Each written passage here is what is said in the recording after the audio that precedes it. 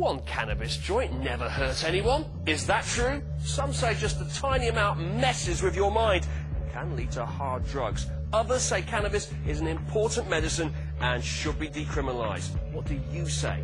Are you bothered? Wacky backy, skunk, blow, weed, whatever you want to call it, scientists are saying that just one joint raises the risk of mental health. A disturbing thought. Let's get the initial impressions from our panel, starting with you, Josie. Yes, that's a disturbing thought, but what is really disturbing are the mixed messages about this drug. Okay. Terry? I think the answer is yes, if you've got a predisposition to mental health, and the research is overwhelming that a significant number of people have got a predisposition to mental health and are prone to the THC element of cannabis.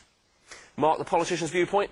I'll admit, as a politician, I'm confused. I've changed my mind. I started off as being somebody that wanted to decriminalise. The evidence is now making me think we perhaps should be a little bit tougher on cannabis. And of course, Chris, on the end there, you are completely pro-cannabis in every way, shape and form? No, I'm not completely pro-cannabis in every way, shape and form. No, I don't believe that, that children should be allowed access to cannabis.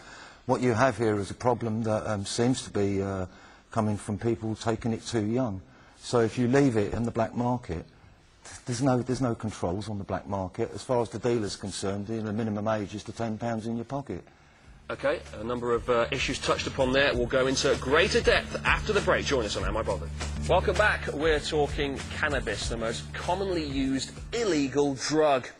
Now, Josie, it's subject to constant debate. 15 million people in the UK have tried cannabis. That's an incredible figure. 500,000 Britons are estimated to be dependent on the drug. Do those figures shock you? What's shocking about those figures is that what it indicates is that the law clearly isn't working, and it being illegal isn't working. And that's for a number of reasons. It's because it's not a cut and dry issue at all.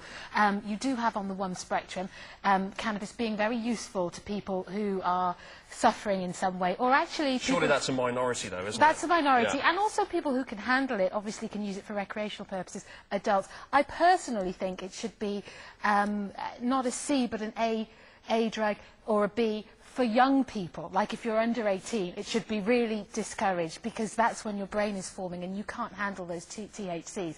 Don't get me wrong, I've never actually used the drug myself. So okay, this but is you've got quite a liberal attitude in so much as you don't see a problem with right-minding. Once you're an adult and you've established you haven't got a disposition for a predisposition for mental health issues, then I think you could use it responsibly and not be tarred with the same brush as other drug users or be criminalised for it. Okay, Terry, your son has schizophrenia. Let's just establish the facts here. Do you blame cannabis for that? It was one of the major triggers, without a doubt.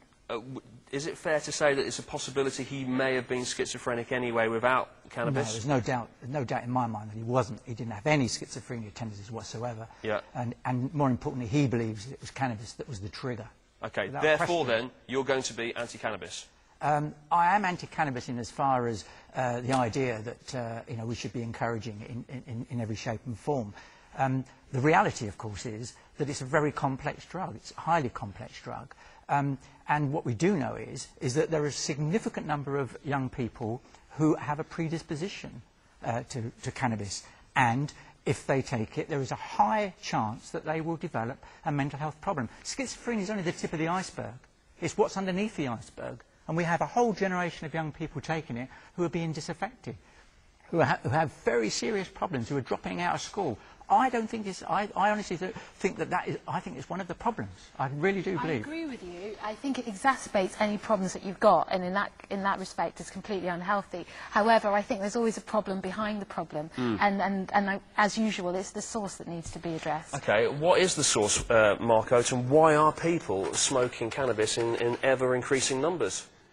I'm not sure it is increasing numbers. I mean, you've heard all these politicians admitting they were smoking in the 60s, so I'm not sure about the evidence of more people smoking it. It seems to be a lot easier to get hold of. It's the current thing. You get a quick buzz, and, of course, it's a lot cheaper than it's ever been before. It seems to be more acceptable these days as well, with our Home Secretary coming into the job and saying, by the way, I've smoked a few joints in my time, and everyone going, oh, well, all right then, and also, I'll let you off, and off she goes. And mum and dad actually admitting it to their children, so their children think, oh, well, if mum and dad's admitted to it, you know, why don't we do it? So is that a good thing, or is that a bad thing? Well, as I say, I've changed my mind on this. I was pretty liberal about this and thought, you know, come on, this isn't the worst thing in society. But there is new evidence, and it's troubling me. And as a politician, I'm genuinely not sure where we go now with this. Should we actually start to reclassify? Should we look at this evidence? or if by doing that we're going to make this such a difficult drug to get hold of that we expose people to more dangerous drugs and drug dealers. Legally, is it possible to differentiate more clearly between skunk and just regular cannabis? I think we need to look at that. Yeah, I think that needs to Okay, look at. Chris, you campaign for the legalisation of cannabis. Why? Why? Okay. Well, for a start, using the argument that a few people have got into trouble using cannabis, millions of people like myself use cannabis regularly on a long-term basis without having any problems. So why is that criteria not offered for alcohol? Because, you know, sort of something like 2/3 of aggressive crime is fuelled by alcohol, but nobody's screaming about alcohol being made illegal. Right. What problems would it solve, making it legal? Making it legal, right. Well, if you for example, over in Holland, they've got the coffee shop system. Now, in the coffee shop system, it's like the same as a pub. You have to be over 18 to go in there, and they stick to that law very strictly. On the black market, the dealer's at no more risk whether he's selling to somebody who's 15 or 50. It makes no difference. But if a publican sells alcohol to somebody who's underage, they can get prosecuted or... But are you worried about this new evidence about the mental health links? Are you at least concerned about that? I believe that how can I put this? Yes, I believe there are some people... most of the evidence seems to be pointing to the fact that it's young people, underage who shouldn't be smoking it, who are running into mental health problems. So a minimum age restriction? Yeah, the thing is that the black market... There is no control on the black market. The government call this a controlled drug. There is no control. So if you legalised it, you would immediately put an age ban on it, 18 and above or whatever the age in my coffee shops, I had 2 coffee shops in Worthing. I had strict rules in those coffee shops. No under 18s, no alcohol, no hard drugs, no dealing. What we would do, if you legalise it, we would send completely the wrong message to young people who are precisely the group that we're trying to stop taking it. And with respect to Chris, it's not a few people developing it. Something like now, new research is saying that 14% of incidents of schizophrenia could be avoided if we stop taking cannabis. Well, also there's another risk involved that people talk about, Josie, which is that it's a soft drug, but it could lead on to harder drugs. And a lot of people who get addicted to heroin and all the rest of it have started off on cannabis. Yeah, I mean, it's viewed, and it's true to say that it is a gateway into other drugs. But I think, again, it all comes down to the individual personality. And if you're predisposed to an addictive personality or what's going on in your life that you're trying to escape, etc. And I always have to say this because, of course, my view is slightly tainted by the fact that I do know responsible adults who use it recreationally and have no problem whatsoever and have no dependency on it. But if your personality isn't that way inclined, then cigarettes are going to be a danger to you, alcohol is going to be a danger to you, and any drug is going to be a danger to you. It's an individual thing. Mark, should the government consider reclassifying the drug? It went recently from a B to a C, and now they're talking about taking it back up to a B again. I think, Richard, here's the problem. The politicians are confused. You want to try and do 2 things with laws. One is to actually send a message across to youngsters, and also you want to try and base it on the latest evidence. And on both grounds, I don't think we know what to do as politicians. Would you outlaw it completely and keep it that way, or would you actually start to soften it? What would you do? I've changed my mind. I think there is now a case to look at this new evidence to possibly reclassify it. What I don't want to do, however, is for the police to suddenly go around arresting loads of people. There's more important things for them to target. What I do want to do is to get a strong education message across, and maybe the reclassification could achieve that. OK, Chris, what are your thoughts? Again, I agree entirely. The education is the necessary thing, and the law isn't going to stop people smoking cannabis. It never has done, it never will. What we've got in place now is what's let Terry's son down.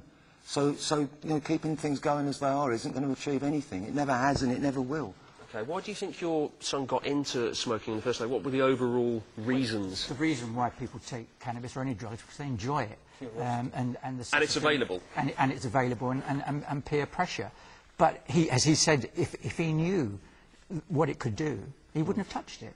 So, you know, we're back to health education. And I really think that, you know, the whole... I mean, I personally think we should stay at C, Class C, simply because the energy and time that's required to change legislation and the cost could be far better spent on health education. But not just everyone knows kids. that smoking cigarettes is bad for you, and yet millions of people have carried on over the years smoking them. So that education's made no difference. Of course it has. It's had a dramatic reduction in Europe. Where that's why the tobacco industry is now targeting Asia.